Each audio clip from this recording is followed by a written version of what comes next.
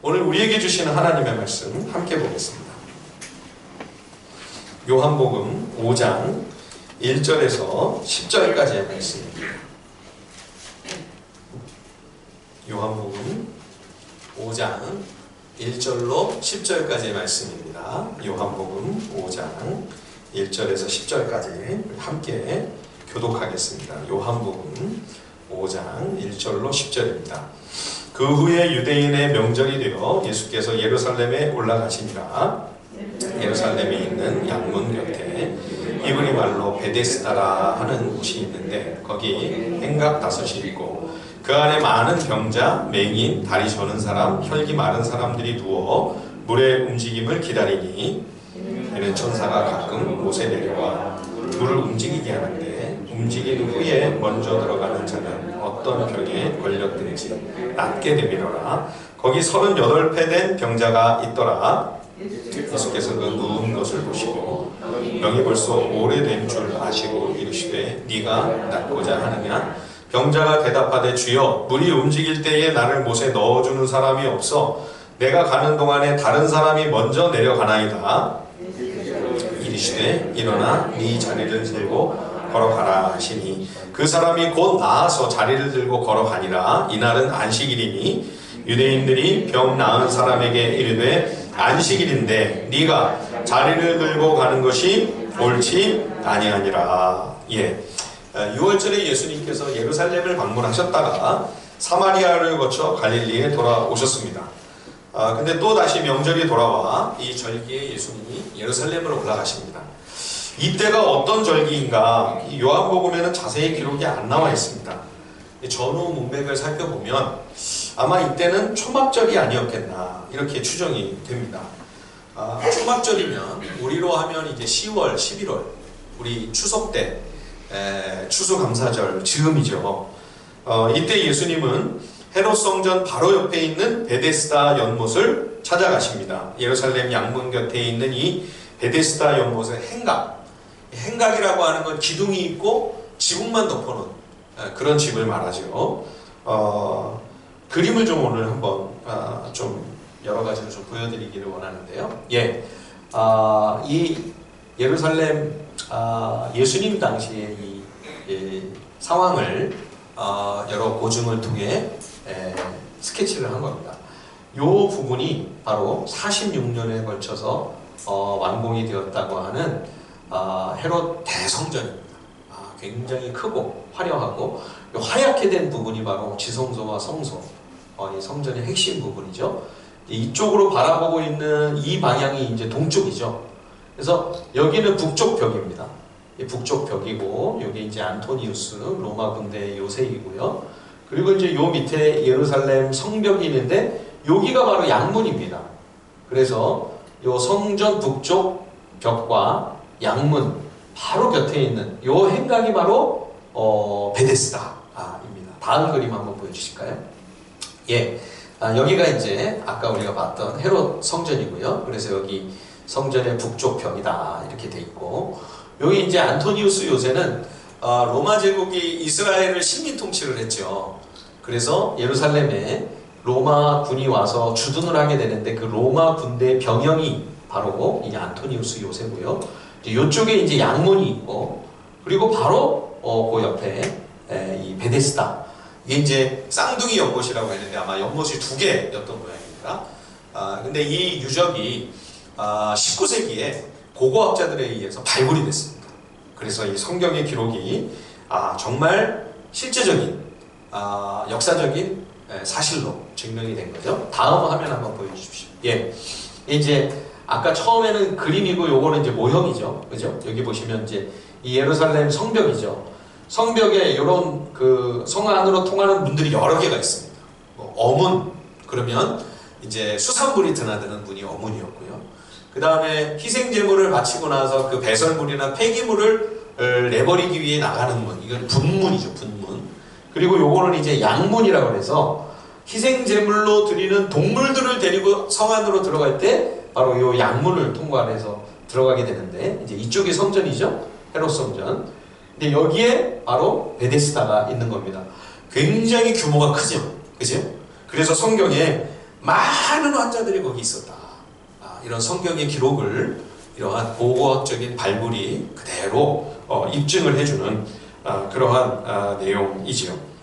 다음 그림을 한번 보여주실까요?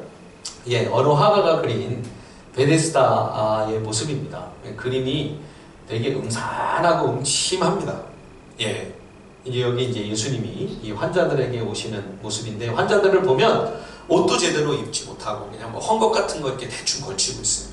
그러니까 요즘도 그렇지만 고대에는 더더욱 질병이 오래 가다 보면 경제적인 핍절함까지 같이 겹치는 거죠.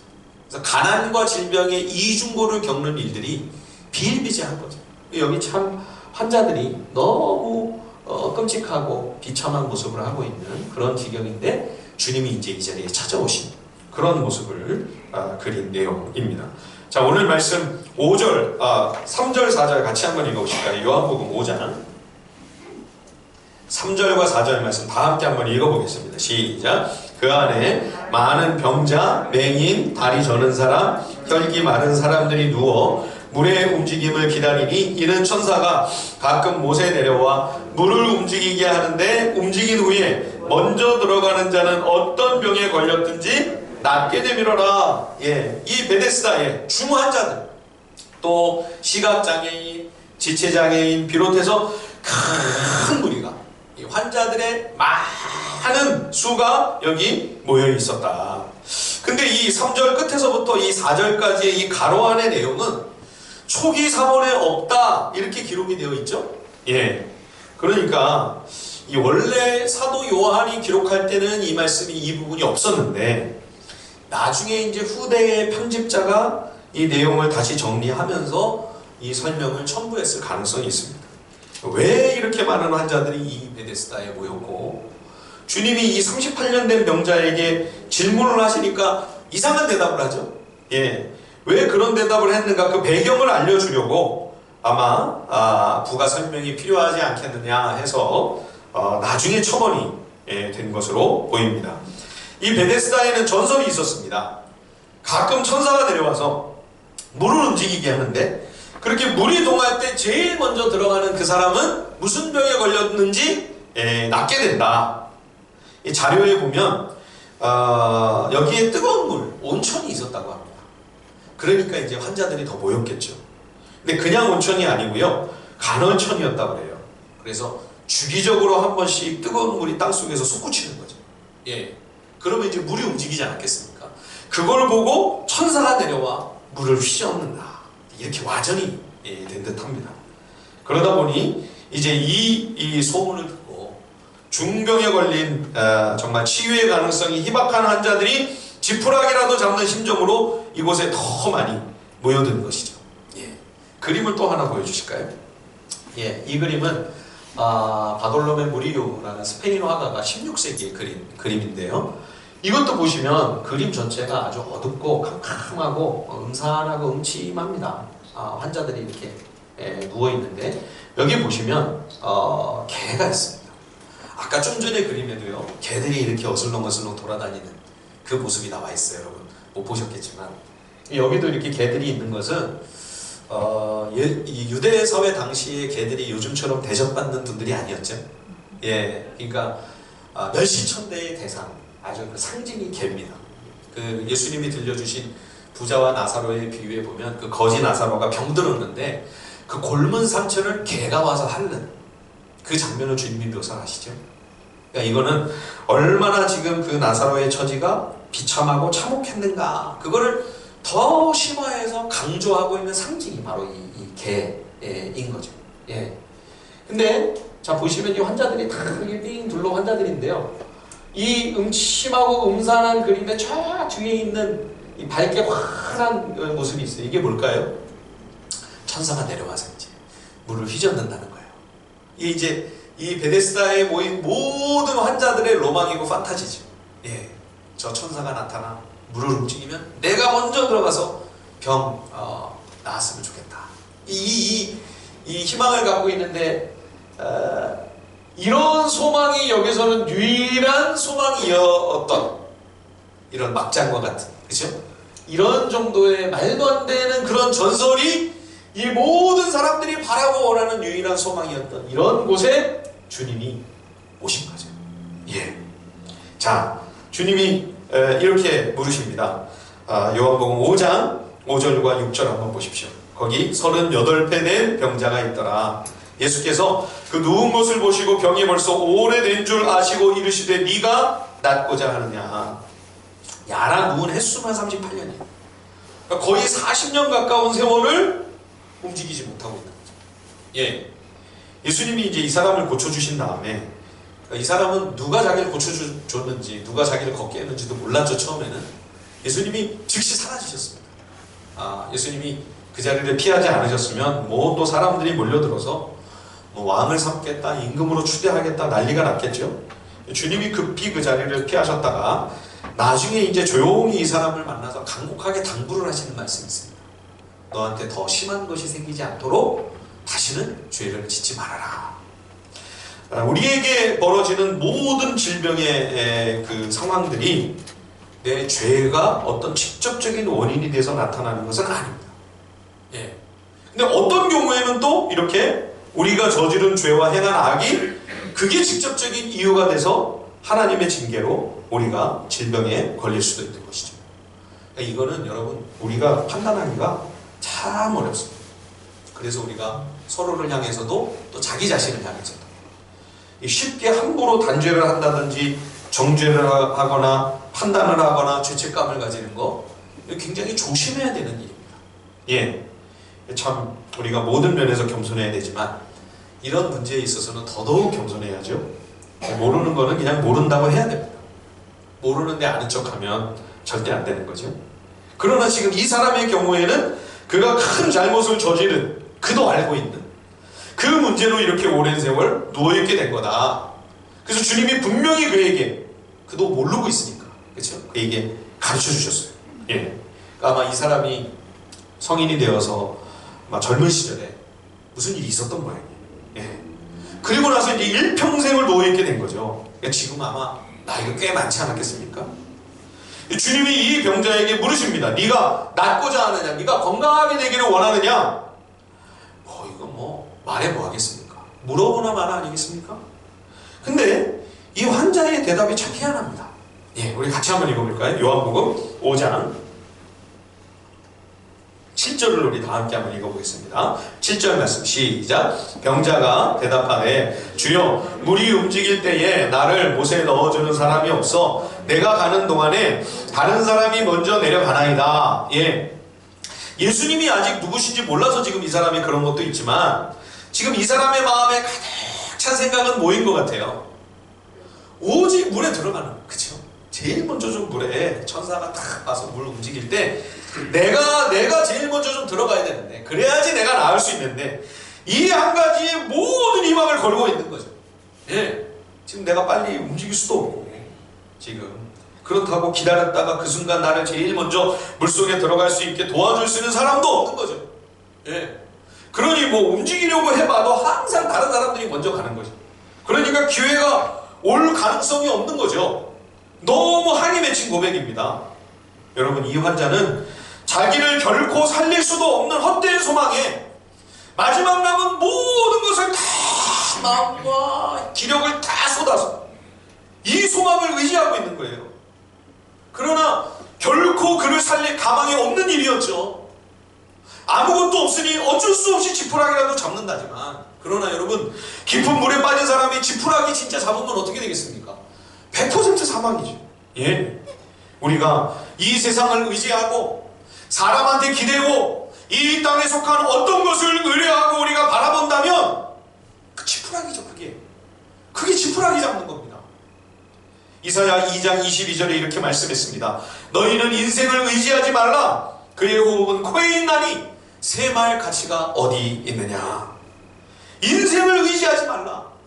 그 숨쉬는 것이 코에 달려있는데 그거 숫자 셀 필요도 없다. 우리는 한 사람보다는 10사람이 낫죠. 10명보다는 100명이 그래도 훨씬 더 든든하죠. 주님이 뭐라고 말씀하십니까?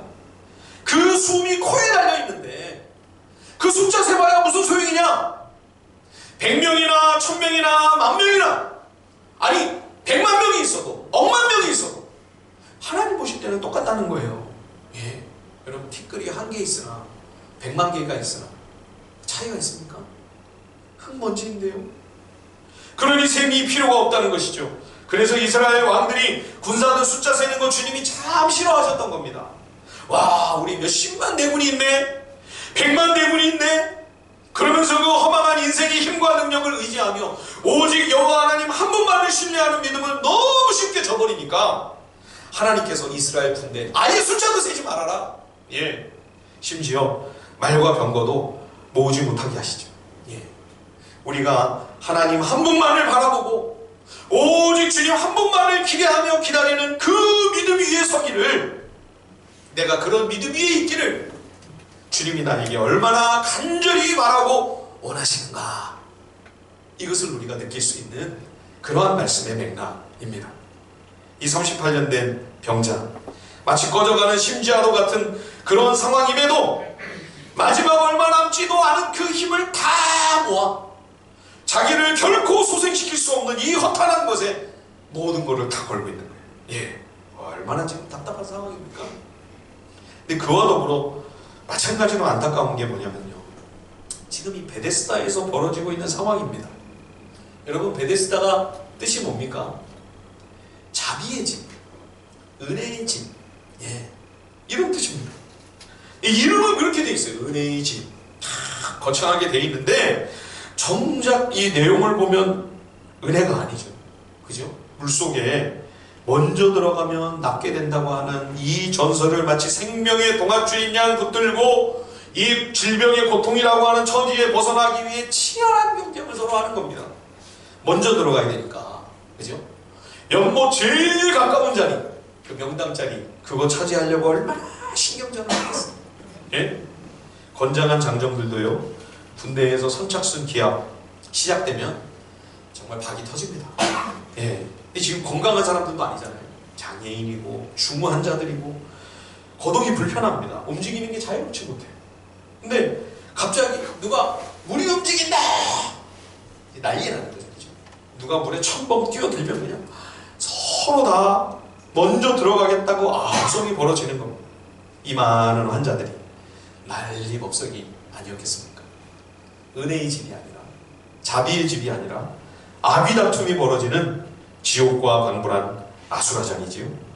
서로 아프고 힘든 처지이니 동병상련하면서 위로하고 격려해도 이 고난을 헤쳐나갈 수 있을까 말까 일 텐데 서로 먼저 들어가겠다. 밀치고 당기고 싸우고 치고받고, 그런 사이에 육체만 아니라 마음까지 상하여 영육간에 심히 곤비한 상태입니다. 7절 말씀을 한번 다시 보세요. 예, 제가 한번 천천히 읽어볼게요. 병자가 대답하되 주여, 물이 움직일 때에 나를 못에 넣어주는 사람이 없어 내가 가는 동안에 다른 사람이 먼저 내려가나이다. 지금 이 환자의 마음이 여러분 느껴지세요? 예, 이런 놈을 해가지고 그래도 물속에 한번 먼저 들어가는 게 소원이에요 지금. 그죠? 근데 나를 도와줄 이가 한 사람도 없는 거예요. 누가 도와줘야 되는데 그런 사람이 지금 하나도 없는 그런 내 처지도 너무 한탄스럽고, 그렇죠? 그래서 이제 질질 기다시피 해서 몸을 끌어가며 가려고 하는데 그런 나를 밀치고 밟고 먼저 뛰어가는 놈들이 있는 거죠. 예, 마음에 미움과 원망이 가득한 겁니다. 예. 옛날에 부흥 집회가 한번 열렸는데요, 자리 다툼 때문에 싸움이 일어났어요. 예. 물론 자리가 비좁고 사람이 너무 많다 보니 좀 더 앞자리에 앉아 은혜를 많이 받고 싶은 심정은 다 한결같았을 것입니다. 그러나 그렇다고 그 쉬는 시간에 잠깐 이제 자리를 비우면서 자리를 맡아나는 거예요. 누가 와서 그 자리를 뺏은 거죠. 여기 내가 맡아놓은 자리인데 여기가 무슨 도서관이냐, 이러면서 이제 막 다툼이 벌어진 겁니다. 서로 더 좋은 자리를 차지하려고, 또 빼앗기지 않으려고 언성을 높이는 그 모습은 어린 제가 볼 때도 저게 정말 그 천국은 침노하는 자의 것이라는 주님 말씀에 합당한 모습인가. 아무리 생각해도 그 말씀하고 맞지는 않는 것 같은데, 예, 그런 생각이 들었어요. 무슨 은혜를 받겠습니까? 그래가지고 은혜 받아야 다 쏟아버리는 거죠. 예, 정말로 은혜를 받은 모습이라면 서로 여기 앉으십시오. 예, 여기 더 좋은 자리니까 더 좋은 자리에 앉으셔서 은혜 많이 받으십시오. 그래야 그게 진정 은혜 받아 누리고 나누는 믿음의 모습인 것이죠. 여러분, 천사가 와서 물을 움직였다 치십시다. 그러면 정말로 제일 먼저 물속에 들어가는 사람의 병이 나았을까요? 이 전설이 진짜 사실이었을까요? 예, 결코 있을 수 없는 일이었습니다. 왜냐하면 하나님 나라는 그런 식으로 은혜가 임하지 않기 때문입니다. 만약에 그게 진짜였다면 여러분, 누가 제일 먼저 물속에 들어갈 1등으로 가장 먼저 물속에 들어갈 확률이 누가 제일 높았을까요? 예, 제일 그래도 힘이 있고 그나마 젊고 가장 덜 아프고 제일 쌩쌩한 사람, 그쵸? 막 다른 환자들 밀쳐내고 연못가에 자리를 딱 명당자리 차지하고 있다가, 그죠? 그 사람이 제일 먼저 뛰어들 그 확률이 제일 높지 않았겠습니까? 하나님께서 이 세상의 경쟁과 같은 그런 방식으로 하나님 나라의 생명과 은혜가 우리에게 임하나요? 결코 그렇지 않죠. 만약 그게 진짜였다면 주님이 오늘 이 38년 된 병자 만나주시다 하셨겠죠. 예, 40년 가까이 이 사람은 병으로 고통을 받았습니다. 아마 그 모인 이들 중에 제일 오래된 환자이지 않았을까요? 아마 누워있는 사람들 중에 여기 온 순서로 하면 제일 고참이었을지도 모릅니다. 나이도 많고 힘도 없고 제일 약한, 물에 들어갈 수 있는 순서로 쭉 줄을 다 세운다면 일렬로 맨 끝에 설 수밖에 없는 사람, 주님이 그 사람에게 오늘 찾아오신 거죠. 그리고 주님이 그에게 말씀하십니다. 일어나 네 자리를 들고 걸어가라. 이 말씀 한마디로 이 사람이 38년 동안 누워있던 그 자리를 들고 걸어 베데스다를 떠나게 됩니다. 이 주님의 표적은 항상 말씀을 통해 일어납니다. 첫 번째 갈릴리 가나에서 물로 포도주를 만드시는 그 변화가 일어날 때 주님이 하인들에게 말씀으로 명령하셨죠. 통에다가 물을 갖다 채워 넣어라. 그리고 이 물을 연회장에게 갖다 줘라. 그렇죠? 두 번째 표적도 역시 가나에서 멀리 그 가버나움에 살던 그 왕의 신하가 아들이 죽어가고 있었어요. 가버나움에서 가나까지 하루길인데요. 이 부친이 달려온 거예요. 예수님 가나에 오셨다는, 갈릴리로 돌아오셨다는 소식을 듣고. 그래서 내 아들이 죽어가니까 같이 가셔서 죽기 전에 아들을 좀 살려주십시오. 그래서 예수님을 가나에서 가버나움으로 모시고 가려고 했어요. 근데 주님이 가보실 필요도 없이 가나에서 그냥 말씀을 선포하시는 거예요. 네 아들 죽지 않았다. 네 아들 살았다. 그래서 그 말씀만 믿고 가버나움으로 가는데 자기를 만나러 하인들이 오는 거예요. 자기 데리러 하인들이 오는 거예요. 주인님 아들이 살았습니다. 네, 건강하게 회복이 됐다는 거예요. 언제부터 열이 떨어졌냐? 물어보니까 주님이 네 아들 살아있다. 그 말씀하신 그 시각부터 변화가 일어났다. 열이 떨어지기 시작했다. 오늘 이 38년이나 누워있던 이 중환자를 일으킨 것도 지극히 단순한 주님의 말씀 한마디였습니다. 일어나 네 자리를 들고 걸어가라. 여러분, 우리의 유일한 소망은 주님의 음성입니다. 말씀에서 변화가 시작이 됩니다. 말씀에서 생명이 시작이 돼요. 주님이 주시는 은혜는 성경 말씀에서 출발합니다. 주님의 이 말씀은 생명이며 능력입니다. 권능이요 구원입니다. 여러분, 이 세상이 전부 다 주님의 말씀으로 창조가 됐죠. 살아있는 이 모든 것, 우리의 이 인생과 생명까지도, 그렇죠?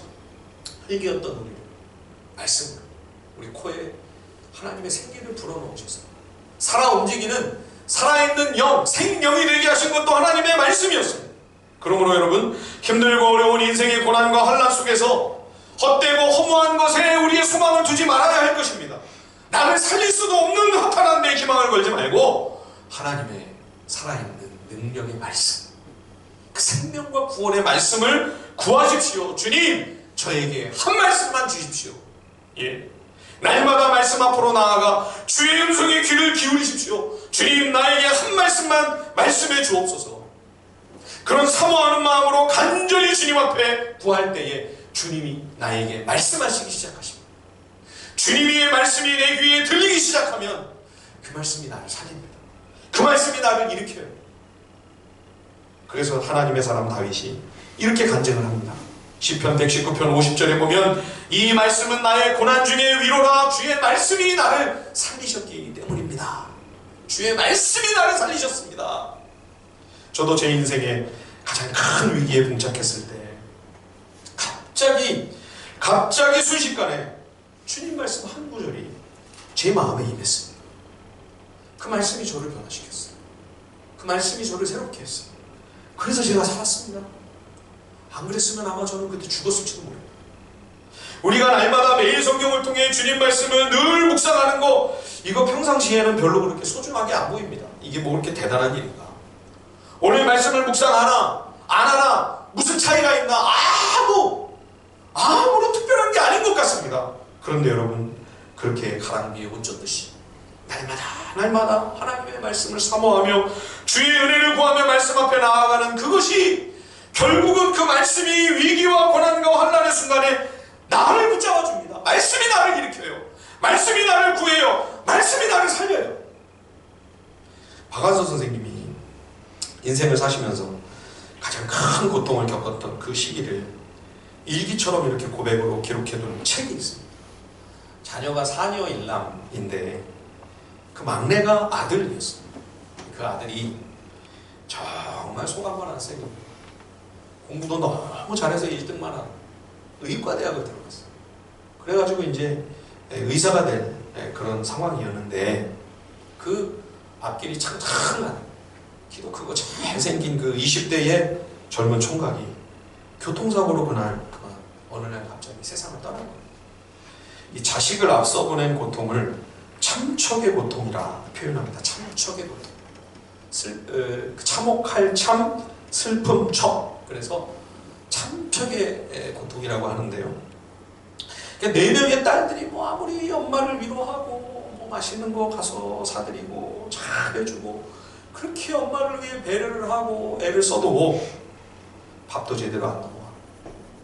한 숟갈 넘겼다가 그냥 화장실 바로 가서 그냥 그거를 토하고 살이 쭉쭉 빠지면서 이러다가 아들 쫓아가겠구나. 결국 이제 수도원으로 피정을 가시게 됩니다. 그래서 그 수도원에 들어가서 하나님 앞에 기도하며 울부짖고 부르짖은 기도 제목이 딱 하나였어요. 제발 나에게 한 말씀만 해주십시오. 왜 그렇게 하셨는지, 하나님 왜 나에게 그러시는지, 왜 나에게 이런 고통을 겪게 하시는지 한 말씀만 해주십시오. 이거 하나 가지고 계속 매달리면서 있는데 그 참척의 환난에서 벗어날 수 있었던 주님의 한 말씀은 뭐 그렇게 대단한 진리도 아니었고요. 기도하는 가운데 주님이 다 환상 가운데 나타나셔서 무슨 음성을 들려주신 것도 아니었어요. 그냥 바람을 쐬면서 어느 수도자와 대화를 나누는 가운데 그분이 했던 그 말 한마디를 통해 주님의 응답을 듣게 됩니다. 주님이 한 말씀 딱 해주셨어요. 그 말씀 한마디 듣고 나서 거짓말처럼 그냥 다 훌훌 털고 일어나 다시 세상을 사랑하게 되고 다시 삶을 살아갈 힘을 얻게 됩니다. 그래서 그 모든 과정을 기록한 책 제목이 한 말씀만 하소서. 한 말씀만 하소서. 그 한 말씀으로 이분이 살아나고, 주님 말씀 한마디면 충분합니다. 죽었던 나사로도 다시 살아서 돌아옵니다. 그것이 주님의 말씀입니다. 그 능력의 말씀 한마디로 지금 이 38년 동안 누워있던 환자가 벌떡 일어납니다. 그런데 여러분, 이렇게 일어나 자리를 들고 이 사람이 걸어 나가는데 유대 종교 지도자들이 안식일법을 위반했다고 괴롭히는 겁니다. 자, 우리 요한복음 5장 9절 10절 한번 다 같이 한번 큰 목소리로 함께 읽어보겠습니다. 요한복음 5장 9절 10절입니다. 시작. 그 사람이 곧 나아서 자리를 들고 걸어가니라. 이 날은 안식일이니 유대인들이 병 나은 사람에게 이르되 안식일인데 네가 자리를 들고 가는 것이 옳지 아니하니라. 안식일에는 일을 하거나 물건을 옮기거나 이런 노동을 못하게 돼 있죠. 지금 이 사람은 질병으로 지금 40년 가까이 누워있다가 그 자리를 털고 일어나서 그냥 가면 안 되잖아요. 자기가 누워있던 자리를 치워야지. 그걸 옮겼다고 그걸 노동이라고 지금 안식일에 일했으니까 너 안식일 규정 어겼다 꼬투리 잡는 거지. 율법 어디를 구약에 구석구석 다 뒤져봐도요, 이런 걸 안식일법 위반이라고 말씀하고 있는 데는 없습니다. 이 유대인들이 만들어 놓은 이 안식일에 관한 상세한 규정들은 다 그 유대 종교인들이 만들어 놓은, 사람이 정해 놓은 규칙이며 인간의 전통입니다. 지금 38년 만에 일어난 거 아니에요? 40년 만에 이 질병의 고통에 놓여서 해방을 얻고 자유를 누리게 된 이 사람의 인생 속에 지금 얼마나 놀라운 하나님의 일하심과 하나님의 표적이 나타난 겁니까? 그러면 우선 같이 놀라야죠. 그렇죠? 막 너무 기뻐서 막 펄쩍펄쩍 뛰고 난리 아니겠어요? 같이 뛰어야죠. 같이 좋아하고 같이 즐거워. 이게 도대체 어떻게 된 일이냐? 꿈이냐 생시냐 서로 꼬집으면서 축하해주고 기뻐하고 웃고 즐거워해야 마땅하지 않습니까? 하나님께 감사하며 살아계신 하나님께 찬송과 영광을 올려드리며 하나님께 찬양과 경배를 드리는 그런 모습은 전혀 보이지 않습니다. 찡그리는 거예요. 인상을 와서 화를 내고 너 어떻게 안식일법을 어겼냐고. 이게 무슨 하나님의 마음입니까? 하나님의 뜻과 얼마나 거리가 멉니까? 아버지 하나님께서 우리에게 아름다운 인성을 주셨습니다. 비록 우리가 죄인이지만 타락한 악한 본성을 가진 죄인들이지만 그러나 여전히 하나님의 그 형상의 한 조각조각들이 우리에게 그래도 남아있어서 슬픈 일 당하면 같이 웃고 기쁜 일 있으면 같이 웃고 즐거워하고 축하하고 기뻐하며 감격할 수 있는 그 인간의 아름다운 감수성과 공감 능력은 우리가 하나님의 형상으로 지음받은 존재라고 하는 증거이지요. 그러므로 여러분, 우리 신앙이 성숙하고 믿음이 자라면 자랄수록 예수님의 인격과 성품을 닮아가면 갈수록 다른 이의 마음에 대하여 공감할 수 있는 그 공감 능력이 민감해져야 합니다. 이게 신앙의 성숙이에요. 공감할 수 있는 마음이 점점 더 그 마음의 여유가 넓어지고 커지는 거. 예수님이 지금 유대 종교의 이 핵심부인 예루살렘에 와서 많은 추종자 모으는 일에 지금 몰두하지 않으셨습니다. 유대인들은 얼씬도 하지 않는 이 더러운 개들과 가난하고 꾀지지한 이 병자들이 우글거리는 이 베데스다에 오셨어요. 그 병자들의 한숨과 탄식과 그 절망에 함께 슬퍼하며 공감하셨습니다. 비참한 병자들 중에서도 제일 말썽했어요. 누구보다 더 가슴 아파하고 낭망하고 있는 이 38년 된 병자에게 오셔서 그의 아픔에 깊이 동참해 주신 주님. 이 마음 가지고 사는 거 여러분, 이게 믿음입니다. 이 마음으로 사는 게 신앙입니다. 우리 마음이 유대 종교인들처럼 굳어져 버리면 곤란합니다. 오늘날 교회가 예수님 당시 유대 종교처럼 변해가고 있는 것은 아닙니까? 우리의 인격과 성품과 언어가 바리새인들의 모습을 닮아가고 있는 것은 혹시 아닙니까, 여러분?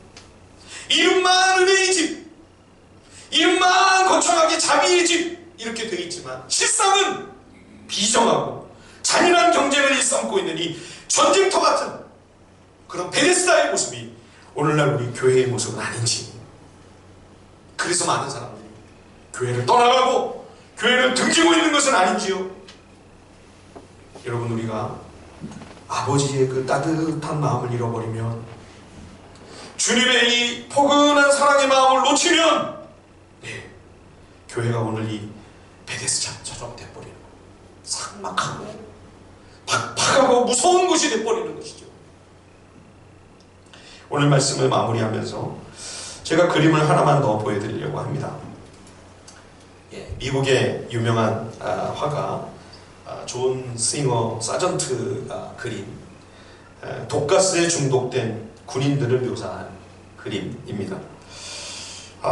끔찍한 그 전쟁의 참혹한 참상을 표현한 많은 그림들 중에서도 저는 이 그림을 봤을 때 이 전쟁이 얼마나 큰 비극이고 그것이 얼마나 끔찍한 정말 참상이 가득한 그러한 문제인가 하는 그 애잔한 슬픔을 가장 깊이 느끼게 된 그런 그림이었습니다. 세계 1차 대전이 1914년부터 18년까지 있었습니다. 이 그림이 1919년에 완성된 그림인데요. 이 1차 대전 때 기관총이라고 하는 무시무시한 살인기계가 개발이 되었습니다. 이 기관총으로 계속 쏘니까 전에 총을 한 방 빵빵 쏘고 뭐 다시 또 탄창 갈고 또 빵빵 쏘고 이럴 때는 그래도 뭐 이렇게 어떻게 피하면서 전진할 여유가 있었는데 기관총을 계속 쉬지 않고 이걸 갈기니까 도저히 어떻게 전진할 수가 없는 거예요. 그래서 세계 1차 대전은 땅속으로 참호를 깊이 파고 이 기관총 공격을 피하기 위해서 참호 전투가 되어버렸습니다. 그러니까 전쟁이 소강 상태가 돼서 진전이 안 되는 거죠. 팽팽하게 대립하고 있는 거죠. 그래서 독일에서요 독가스를 개발을 했어요. 소위 그 머스타드 가스라고 하는 겨자가스라고 하는 것을 만들었는데 이게 뭐냐면 이제 피부에 닿으면 막 이 피부가 살갗이 벗겨지고 눈에 닿으면 이제 실명이 돼버려요. 이게 이제 공기보다 무거우니까 참호 위에다 딱 터트리면 그 참호 밑으로 이 독가스가 쫙 가서 깔리면서 이 여기 이제 오염되면 이제 끔찍한 상황이 벌어지는 겁니다. 예. 자, 다음 사진 한번 보여주실까요? 이게 이제 실제 모습입니다. 영국군들이 지금 실명이 된 거예요. 그래가지고 지금 어디를 가는지 안 보이니까 앞사람 이제 어깨를 잡고 앞사람만 이제 의지해서 이렇게 가는 거죠. 이 너무나 정말 안타까운 모습을 보고 다음 그림 보여주십시오. 다시. 예, 이 존 싱어 사전트가 이 그림을 그린 겁니다. 이제 이쪽에 아마 야전 막사가 있는 것 같아요. 그래서 드레싱을 하려고 지금 이제 앞에 위생병이 있고 이 위생병이 이끄는 대로 안 보이니까 다 이제 앞사람 어깨 잡고 가는데 보면 다 창창한 청년들, 청년이라기보다는 거의 소년에 가까운 젊은이들이에요. 예? 금발에 너무 정말 멋진 이런 청년들, 소년들인데 실명이 된 거예요. 이 사람은 지금 독가스에 지금 이 호흡기가 감염이 되는 막 구토를 하고 있는 겁니다. 그리고 보시면 다 지금 이 사람들이 지금 시체인지 뭐 잠을 자고 있는 건지 다 널브러져 있는데 그냥 막 망연자실해가지고 갑자기 지금 실명이 됐으니 얼마나 끔찍한 상황이겠어요. 예. 근데 이 그림을 더 애잔하게 만드는 건 뭐냐면 여러분들 아마 잘 안 보이시죠? 그죠?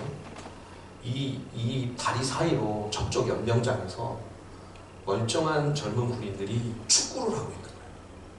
그 축구를 하는 모습이 이 아련하게 이렇게 그려져 있어요. 그러니까 이 사전트라고 하는 이 화가가 이 끔찍한 이 안타까운 모습을 이렇게 우리에게 그려주면서 무슨 얘기를 하고 있는 메시지가 여기 담겨 있을까요? 당연히 이렇게 걱정 근심 없이 축구하면서 웃고 즐기고 떠들어야 할 이 젊은이들이 청소년들 이 젊은이들에게 도대체 우리가 무슨 짓을 한 거냐는 거죠. 이래야 될 친구들이 지금 이게 지금 뭐냐는 거예요. 우리가 무슨 죄를 이 젊은이들에게 저질렀느냐. 이거를 지금 고발하고 항의하고 항변하고 있는 그런 묵직한 메시지가 이 그림에 담겨 있는 거죠. 저는 왜 우리가 성경만 읽지 않고 왜 책을 읽고 또 이런 그림을 보고 이런 작품들을 통해서 왜 우리가 성경과 함께 이 믿음의 길, 우리의 인생길을 걸어가야 되는가. 그러니까 이런 작가들의 큰 민감한 감수성, 예, 이 인생의 슬픔과 이 전쟁의 참혹함에 깊이 공감하고 있는 이 마음을 우리가 때로는 배워야 돼요. 우리는 이미 복음 안에 들어와 있어서 구원을 얻고 하나님 나라를 이미 따놓은 당상으로 차지했고 그래서 어떻게 보면 답을 이미 다 알고 있고 해답을 이미 쥐고 있기 때문에요. 잘못하면 우리가 답정너가 되는 함정에 빠지기가 너무 쉬운 거예요. 답정너 아시죠? 답정너. 무슨 얘기를 해도 정답만 얘기하는 거예요. 나는 지금 힘들어 죽겠는데 정답만 얘기하면서 정답만 이야기하는 그 정떨어지고 재수없는 그걸 답정너라고 하거든요. 지금 여기 유대 지도자들이 그런 사람들 아닙니까? 바리새인들이 그러지 않았어요? 자칫하면 우리가 그 마음을 모르는 거예요. 그래서 오히려 어떤 때는 믿지 않는 작가들이나 예술가들이 하나님을 모르기 때문에 인생의 이 깊은 절망, 이 전쟁으로 인한 이런 슬픔, 베데스다와 같은 모순이 이 세상에 얼마나 많아요. 그렇죠?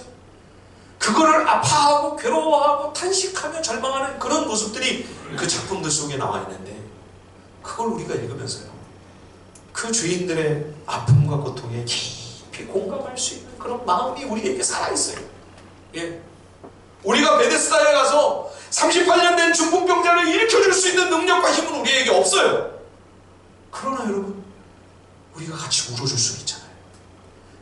할 수 있잖아요. 함께 슬퍼해야죠. 그 고통에 함께 동참할 수 있어야죠. 그래야 우리를 통해 주님의 사랑과 은혜가, 주님의 그 따뜻한 그 마음과 주님의 은총이 전달될 수 있지 않겠습니까? 오늘 이 베데스다에 가장 말석으로 찾아와 이 38년 된 병자를 만나주셨던 그 주님의 마음, 그 주님의 마음이 우리에게도 부어져서 그러한 마음으로 한 영혼을 아파하며 바라보며 긍휼히 여길 수 있는 그 마음으로 살아가는 우리 믿음의 사람들이 되기를 간절히 주님의 이름으로 축원드립니다. 뿐만 아니라 우리에게 주님의 그 한 말씀이 임하여 우리에게 새로운 소망과 변화가 시작되는 그러한 은혜가 우리에게 임하게 되기를 우리 주님의 이름으로 간절히 축원드립니다.